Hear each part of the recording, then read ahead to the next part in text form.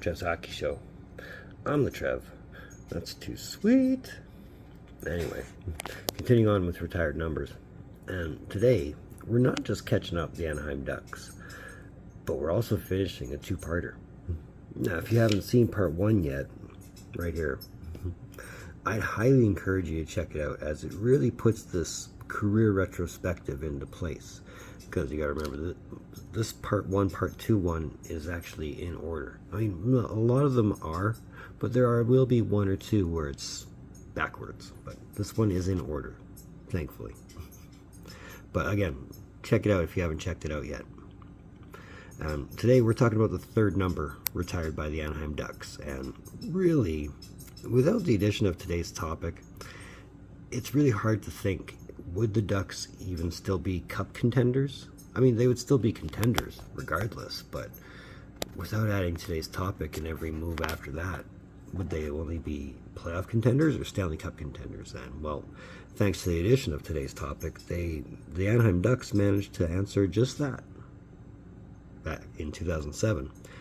So, for the second time, we're going to talk about my favorite number, that being the number 27, which is worn in Anaheim by Scott Niedermayer.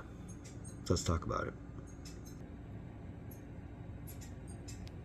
Alright, so Scott Niedermayer's 5 years with the Anaheim Ducks began on August 4th, 2005, after Niedermayer signed as a free agent with the Anaheim Mighty Ducks, or the Mighty Ducks of Anaheim, depending on your preference. Now, to say that Niedermayer was in high demand coming out of the big one of 2004-05 is obviously quite an understatement, and we can explain why. You see, with most contracts that were valid or were signed prior to the 2004-2005 NHL lockout, a lot of them had either a year shaved off or were nullified entirely thanks to the big one, and Niedermayer fit into the latter category, and as such went into free agency of 2005 with at least 14 teams having a conversation with him. Now, what ultimately worked in the Anaheim Mighty Ducks' favor were two things. One, Niedermayer wanted to win another Stanley Cup, which the Mighty Ducks were fixing to do.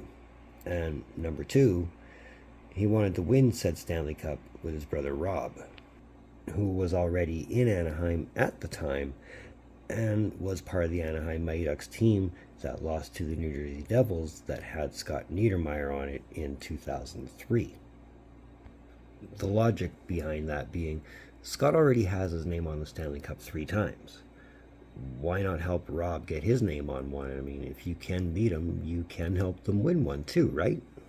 Right. So with, clause number 2 being really part of the equation that's already signed, sealed, and delivered, it was an easy decision for Scott Niedermayer to sign with the Anaheim Mighty Ducks. And upon signing with the Mighty Ducks, Niedermayer was immediately named the team's 6th captain in franchise history. And he would score his first goal for the Mighty Ducks in his first game on the power play in a 5-3 win over the Chicago Blackhawks, and would finish the season with 63 points in a full 82-game schedule.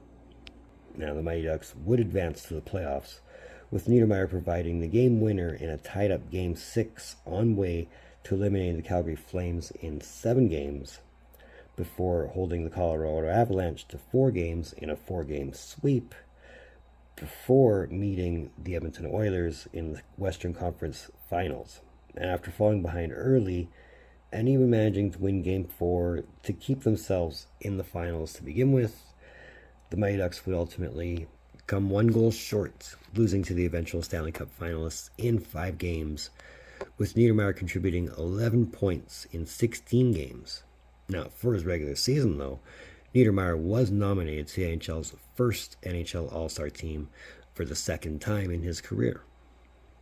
Now, the 2006-2007 season saw the Ducks not just rebrand simply to just the Ducks, but also saw Anaheim seemingly fix their needs to becoming a Stanley Cup contending team, going out and acquiring defenseman and future Hall of Famer Chris Pronger from the Edmonton Oilers during the 2006 NHL offseason, which would end up helping the Ducks immensely.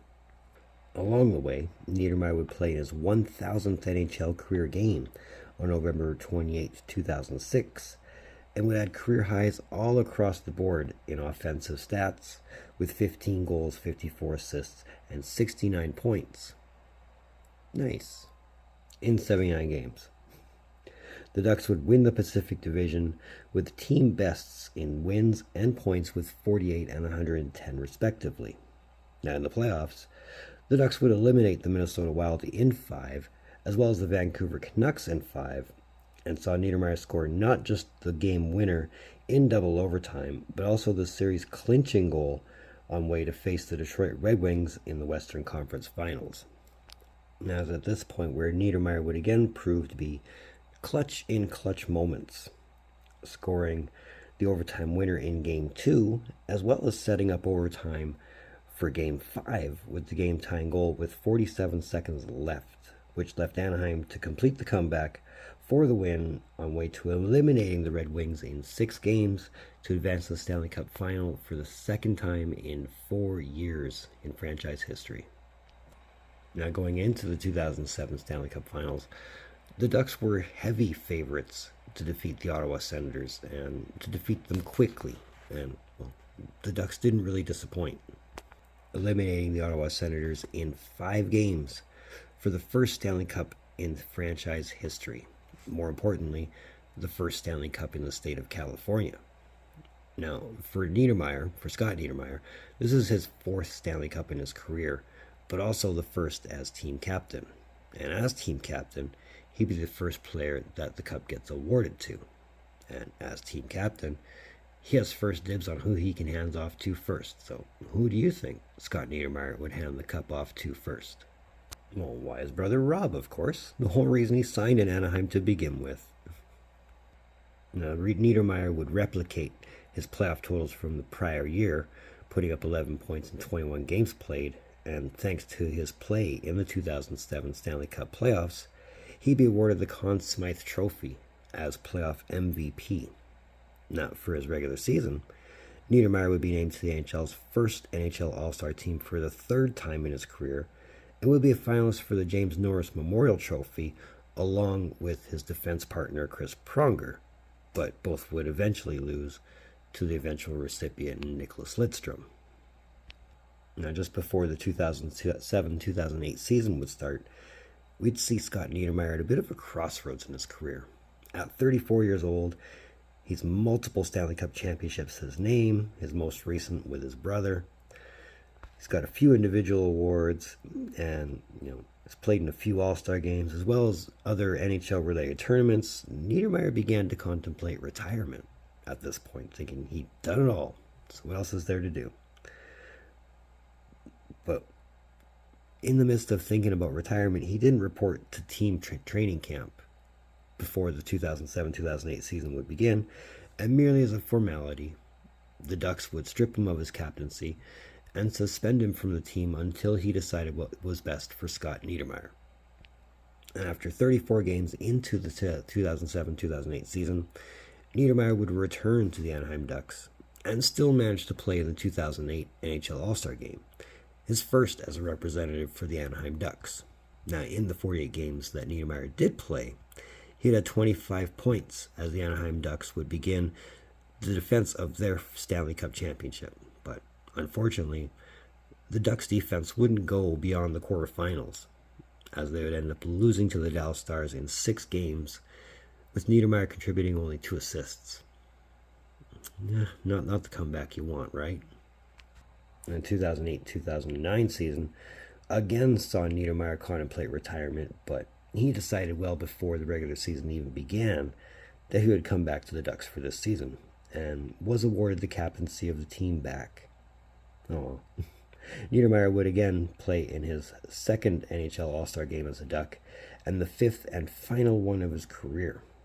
And in a full 82-game schedule, Niedermayer would add 59 points as the Ducks would once again advance to the playoffs, and in said playoffs, the Anaheim Ducks would pull out as much as they could against the President's Trophy winners in the San Jose Sharks, with Niedermayer helping with some offense to help eliminate the San Jose Sharks in 6 games before being unable to recoup some of that same spirit against the eventual Stanley Cup finalists in the Detroit Red Wings, losing in a very close 7 games, with Niedermayer adding 10 points in 13 games. The 2009-2010 season, however, would be Niedermayer's last year in the NHL. After 2+ off seasons of contemplating it, he finally figured, this is the year he's going to retire at the end of the season.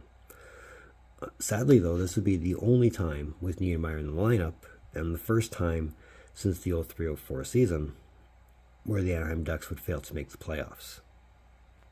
But in 80 games played, Niedermayer would add 48 points in 80 games, and on June 22nd, 2010, Scott Niedermayer would announce his retirement from the NHL. And that's essentially the story of Scott Niedermayer's 5 years with the Anaheim Ducks. So let's talk some numbers. So in 371 games played in Anaheim, that included 60 goals, 204 assists for 264 points. Now if you want to translate that into playoff stats, that's 56 games played with 8 goals, 26 assists, and 34 points. Now in Anaheim, Niedermayer was a 2-time first-team NHL All-Star in 2006 and 2007, as well as played in 2 NHL All-Star games representing the Anaheim Ducks in 2008 and 2009. He's the 2007 Conn Smythe Trophy winner as playoff MVP to go along with that 2007 Stanley Cup championship.